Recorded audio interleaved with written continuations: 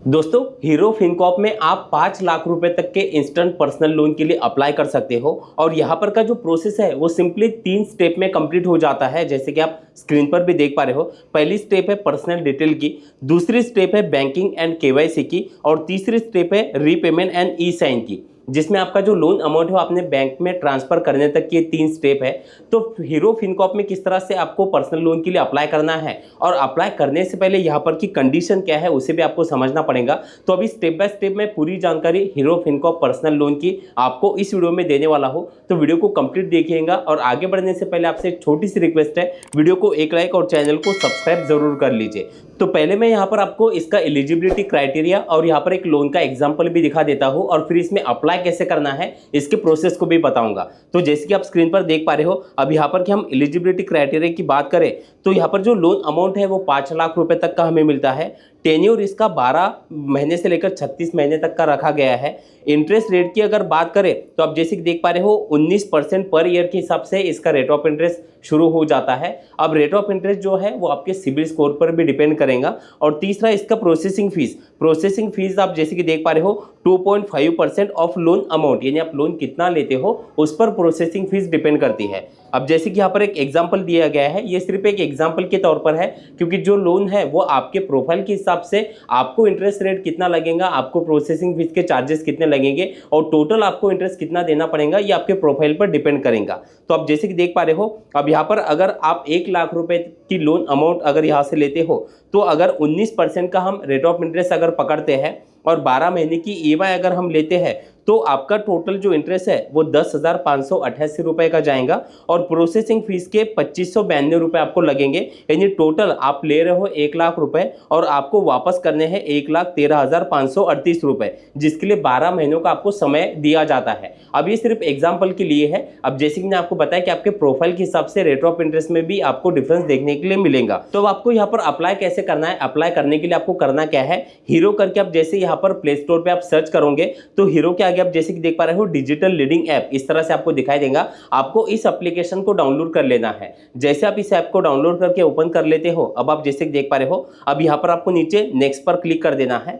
फिर इस तरह से इंटरफेस खुल जाएगा। अब यहाँ पर आपको 2 ऑप्शन दिखाई दे रहे हैं, पहला है इंस्टेंट पर्सनल लोन और दूसरा है 2 व्हीलर लोन। अब जैसे कि आपको इंस्टेंट पर्सनल लोन पर आपको क्लिक कर देना है। फिर इस तरह से इंटरफेस खुल जाएगा। अब यहाँ पर आपको अपना मोबाइल नंबर एंटर करना है, जो कि आपके आधार कार्ड पैन कार्ड के साथ लिंक है। जैसे आप मोबाइल नंबर डाल देते हो, नीचे एक छोटा सा बॉक्स है, उसमें क्लिक करके नीचे गेट ओटीपी पर क्लिक कर देना है। अब आपके मोबाइल नंबर पर एक ओटीपी आएगा, वो ओटीपी डाल देना है और वेरीफाई पर क्लिक कर देना है। अब इस तरह से इंटरफेस खुल जाता है। अब यहाँ पर एक चीज़ मैं आपको पहले बताना चाहता हूँ, आप यहाँ पर 50,000 रुपए से 5 लाख रुपए तक के लोन के लिए अप्लाई कर सकते हो। तो अगर आपको 50,000 रुपए से ऊपर की ज़रूरत है तो ही आपको यहाँ पर अप्लाई करना है। अगर आपको 50,000 से कम की ज़रूरत है तो फिर कुछ लोन एप्लीकेशन है जहाँ पर आप 5,000, 10,000, 2,000, 3,000 रुपए के पर्सनल लोन के लिए भी अप्लाई कर सकते हो। आप चैनल पे जाके उन वीडियो को देख लीजिएगा, जैसे कि ट्रू बैलेंस एप्लीकेशन है, मनी व्यू एप्लीकेशन है, क्रेडिट भी एप्लीकेशन है। ऐसे कई एप्लीकेशन है जहां पर कम पर आपको जो लोन अमाउंट है वो आपकी अगर रिक्वायरमेंट कम है तो आप वहां पर से कम लोन भी ले सकते हो। अब जैसे कि यहाँ पर आप देख पा रहे हो, यहाँ पर आपको जो लोन अमाउंट है हमने 50,000 रुपए सिलेक्ट कर लिया है। नीचे आप जैसे कि देख पा रहे हो, अब यहाँ पर हमें जो इंटरेस्ट रेट है वो भी दिखाया गया है। आपको नीचे अप्लाई फॉर लोन पर क्लिक कर देना है। अब यहाँ पर 3 सिंपल स्टेप है जो मैंने आपको शुरुआत में बताया था, जैसे कि पहली है पर्सनल डिटेल, फिर है बैंकिंग केवाईसी और फिर है रीपेमेंट ई साइन की। आपको नीचे गेट स्टार्ट पर क्लिक कर देना है।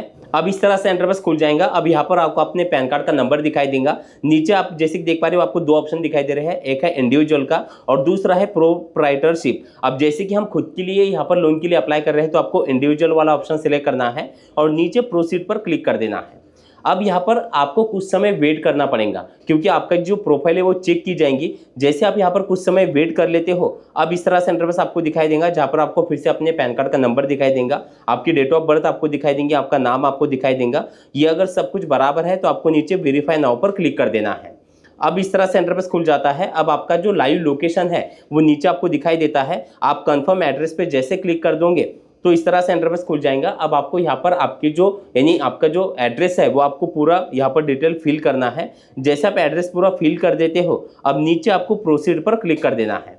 अब जैसे कि आप देख पा रहे हो इस तरह से इंटरफेस खुल जाता है। अब ऊपर आपको आपका नाम दिखाई देता है, नीचे आपने जो एड्रेस फिल किया है वो आपको दिखाई देगा। अब इसके नीचे आपको फादर नेम, मदर नेम डालना है, आपका जेंडर आपको सिलेक्ट करना है। अब इसके बाद एम्प्लॉयमेंट में दो यहाँ पर ऑप्शन दिए गए हैं, पहला है सैलरीड का और दूसरा है सेल्फ एम्प्लॉयड का। अब देखिए जैसे कि अगर आप कहीं पर जॉब कर रहे हो और आपकी कोई फिक्स सैलरी आती है तो पहला ऑप्शन सैलरीड वाला आपको सिलेक्ट करना है। और आपका कोई बिजनेस है, कोई धंधा है या आप कोई ऐसा काम करते हो कि जहां पर से आपको पेमेंट तो आता है लेकिन उसकी कोई पेमेंट की यानी सैलरी स्लिप आपके पास नहीं है, तो आप सेल्फ एम्प्लॉयड वाला ऑप्शन सिलेक्ट कर सकते हो। अब जैसे आप ये सिलेक्ट कर लो, नीचे आप जैसे कि अगर आप सैलरीड वाला ऑप्शन सिलेक्ट करोगे तो नीचे आपको आपकी कंपनी का नाम आपको यहाँ पर से सर्च करना पड़ेगा। और अगर आप सेल्फ एम्प्लॉयड वाला ऑप्शन सिलेक्ट करते हो तो आपको इंडस्ट्री का नाम यहाँ पर से सर्च करना है, बिजनेस का नाम आपको यहाँ पर डालना है और फिर आपको नेक्स्ट पर क्लिक कर देना है।